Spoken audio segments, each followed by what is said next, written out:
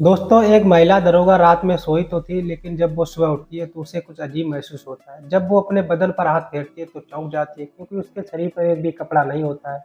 वो पूरी तरह निर्वस्त्र अवस्था पर उस बिस्तर पर लेटी होती है। दोस्तों, साइड में चल रही टीवी पर जब उसकी नज़र जाती है तो वो चौंक जाती है, क्योंकि टीवी पर उसी का वीडियो चल रहा था जिसमें वो महिला दरोगा पूरी की पूरी तरह नग्न होती है और कोई व्यक्ति उसके साथ शारीरिक संबंध बना रहा था।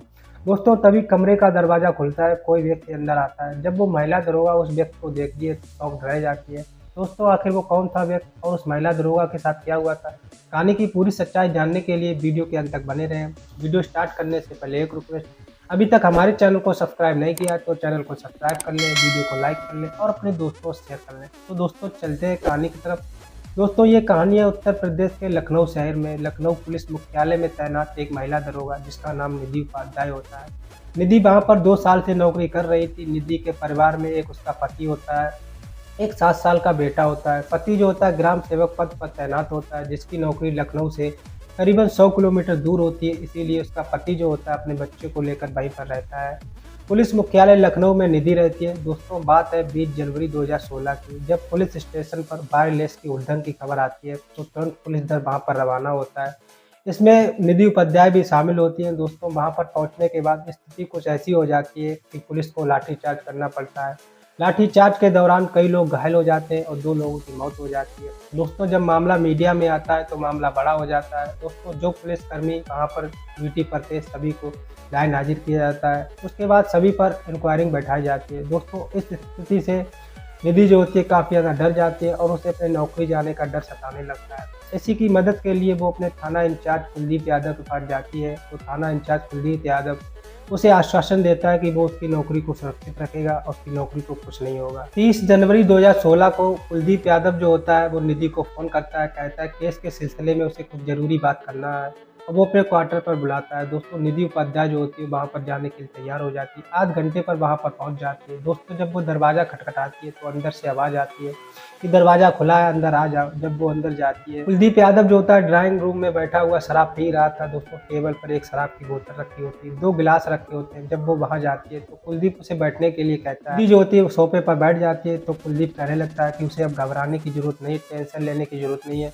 उसकी फ़ाइल क्लियर हो गई, बड़े अधिकारी ने उसकी फ़ाइल क्लियर कर दी, अब उसकी नौकरी को नहीं जाएगा। उसके बाद निधि जो होती है उसको धन्यवाद कहती है। कुलदीप यादव एक गिलास में शराब डालकर उसे देने लगता है, तो निधि जो होती है उसका विरोध करने लगती है, कहती है सर मैं नहीं पीती। उसके बाद वो उस पर प्रेशर डाल रहा था, वो दबाव डाल रहा था कि सर आप पी लो।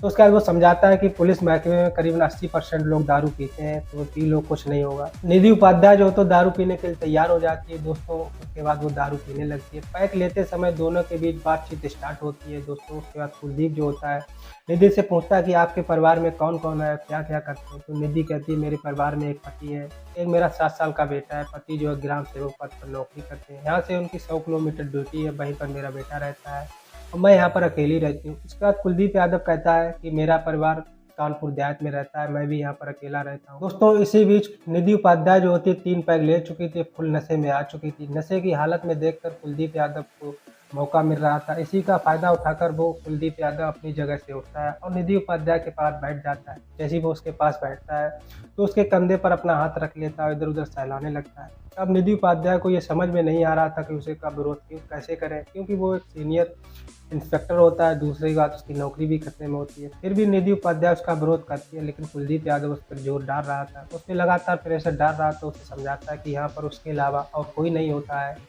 उसके बाद निधि जो होती है वो भी काफ़ी दारू पीने के बाद नशे में हो जाती है, वो भी कुलदीप का साथ देने लगती है। कुलदीप यादव उसे अपने गोद में उठाता है, अपने बेडरूम में ले जाता है। दोस्तों, उसके बाद वो सारे कपड़े अपने उतारता है, उसके बाद महिला दरोगा के भी कपड़े उतारता है, उसके साथ संबंध बनाने लगता है। दोस्तों, पूरी रात ये सिलसिला चलता रहता है, दोनों कब सो जाते हैं पता भी नहीं चलता है।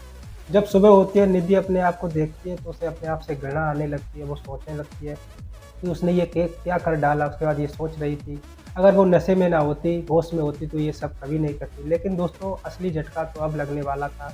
साइड में टीवी चल रही थी, टीवी पर जब उसकी नज़र जाती है तो टीवी पर उसी का वीडियो चल रहा था जिसमें वो पूरी की तरह नग्न होती है और कुलदीप यादव के साथ शारीरिक संबंध बना रहा था।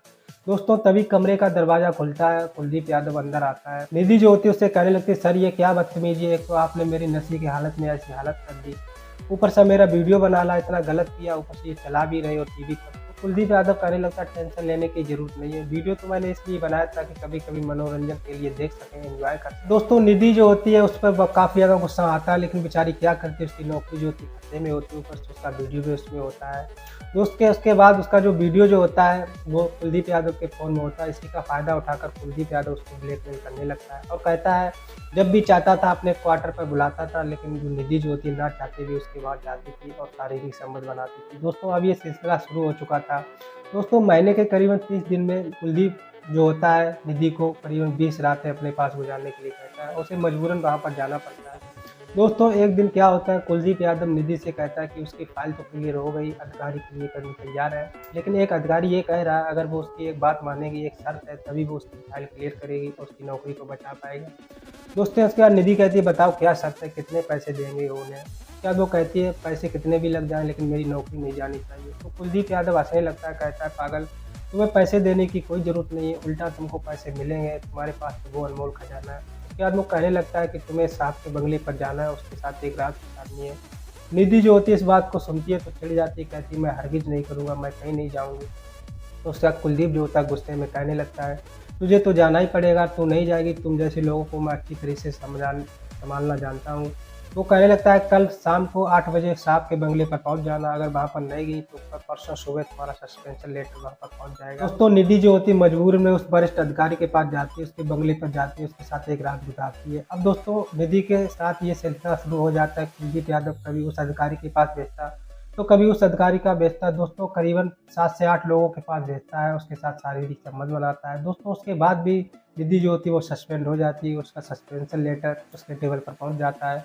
निधि जब इस बात को देखती है कि वो सस्पेंड हो गई, फिर उसे काफ़ी ज़्यादा गुस्सा होता है। वो तुरंत थाने में जाती है, थाना इंचार्ज कैबिन में बैठा होता है। कुलदीप यादव से बात करती है, कहती है बताओ ये क्या मजाक है, एक तो आपने मेरे साथ इतनी बदतमीजी की, मेरे साथ गलत किया, उन अधिकारियों के साथ गलत करवाया, मैं जा रही हूँ डीजीपी से तुम्हारी शिकायत करूंगी, तुम्हारे और तुम्हारे उन अधिकारियों से शिकायत करूंगी। तो कुलदीप यादव एक सबसे चिल्लाने लगता है, गुस्से में कहता है जाओ तुम्हारी मर्जी, जो इच्छा हो कर लेना, बताओ तुम्हारे पास क्या सबूत है मैंने गलत किया है। ऊपर से मेरे पास सबूत है, वो वीडियो याद है ना। उसके बाद दोस्तों थाने के सभी कर्मचारी देखने लगते हैं, वो सोचने लगते हैं कि कुलदीप यादव और निधि उपाध्याय के बीच कुछ गलत चल रहा है। उसके बाद निधि उपाध्याय जो होती है वहाँ से चली जाती है। दोस्तों 2 दिन बीत जाते हैं, 2 दिन बाद कुलदीप यादव जो होता है वो भी छुट्टी लेकर अपने गाँव चला जाता है। दोस्तों 4 दिन बीत जाते हैं, 4 दिन बाद कोई व्यक्ति थाने में आता है और वो एक सिपाही से निधि के बारे में पूछने लगता है। तो उसके बाद वो सिपाही कहने लगता है बताओ क्या काम है निधि से। वो कहने लगता है कि मेरा नाम विकास उपाध्याय है, मैं निधि उपाध्याय का पति हूँ। निधि उपाध्याय घर पर नहीं है, उसका फ़ोन भी बंद आ रहा है, अब जब थाने में आकर देखा तो थाने में भी नहीं है। तो दोस्तों उसके बाद जो सिपाही जो होता है वो चौंक जाता है। उसके बाद वो कहने लगता है सर निधि मैडम तो सस्पेंड हो गई, 4 दिन से पहले यहाँ से चली गई, वो घर नहीं पहुँची क्या। उसके बाद वो कहने लगता है नहीं घर नहीं पहुँची, उस वक्त से उसका नंबर भी बंद आ रहा है। अब दोस्तों मामला चिंताजनक होता है। विकास उपाध्याय जो होता है थाने में जाता है, थाने में रिपोर्ट लिखाता है कि उसकी पत्नी नहीं मिल रही है, घर पर भी नहीं है। उसके बाद उसकी रिपोर्ट लिखी जाती है, पुलिस चेकिंग करती है, छानबीन करती है। तो पुलिस जो होती है निधि का मोबाइल नंबर सर्व लॉग पे डालती है। जब उसकी लोकेशन देखती है तो उसकी आखिरी लोकेशन जो होती है कानपुर देहात में मिलती है।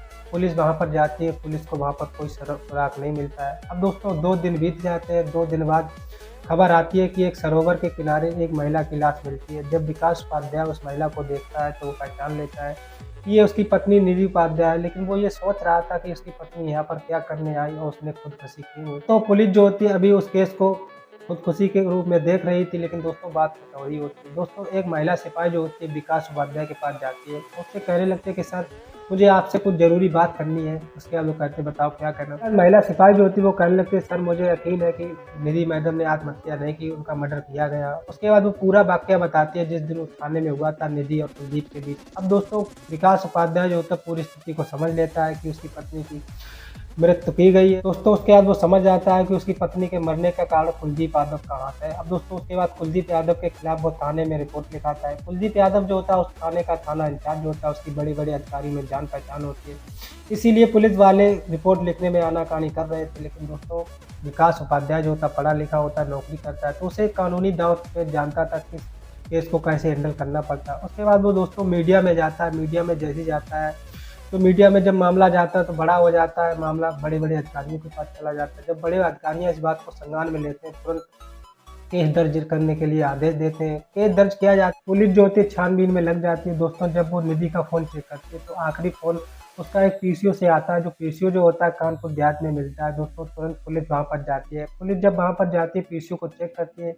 उसी टाइम पे जब वो चेक करती है, सीसीटीवी कैमरे पर जब वो चेक करती है, उसके फुटेज देखती है, तो साफ-साफ जो कुलदीप यादव जो होता है उसमें फ़ोन करता नज़र आता है। टाइमिंग भी मिल जाती है। अब दोस्तों सभी लोग समझ सकते थे कि निधि उपाध्याय का मर्डर किया गया, जो भी कुलदीप यादव ने किया है।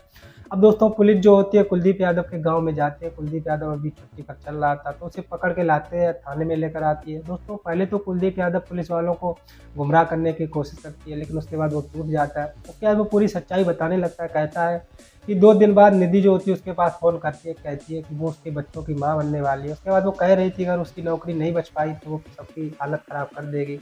कुलदीप यादव जो होता है निधि उपाध्याय को काफ़ी ज़्यादा समझाता है, लेकिन वो नहीं समझती। उसके बाद वो समझ जाती है। उसके बाद कुलदीप यादव जो होता है उसे अपने पास बुलाता है, कानपुर देहात में जैसे ही वो उसे बुलाता है अपनी गाड़ी पर बैठाता है, एक सरोवर के किनारे ले जाता है। निधि को समझा रहा था कि वो सब स्थिति सही कर देगा, उसे कहीं शिकायत करने की ज़रूरत नहीं है, सब कुछ ठीक कर देगा।